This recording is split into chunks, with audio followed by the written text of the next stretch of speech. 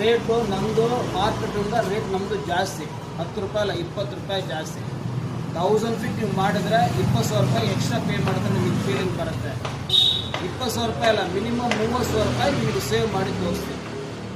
ಯಾವುದು ಹಾಕ್ಬೇಕೋ ಅದು ಹಾಕ್ತೀವಿ, ಯಾವುದು ಹಾಕೋದು ಬೇಡನೋ ಅದು ಹಾಕಲ್ಲ. ಓಕೆ, ಸರಿನಾ? ಅದೇ ಥರ ಪಾಯಿಂಟ್ ಚೆಕ್ ಮಾಡೋರು ಅವ್ರ ಇಷ್ಟ ಪ್ರಕಾರ ಪಾಯಿಂಟ್ ಚೆಕ್ ಕೊಟ್ಬಿಟ್ಟು ಹೋಗ್ತಾರೆ. ನಮ್ಮದು ಹಂಗಿಲ್ಲ.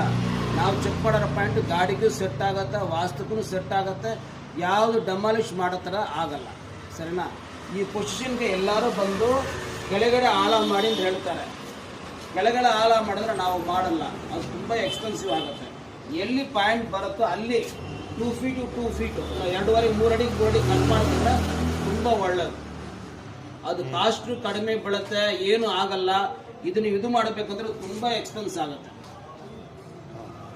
ಸರಿನಾ ಸರ್? ಎಷ್ಟು ಆಳ ಹೇಳಿದ್ದಾರೆ?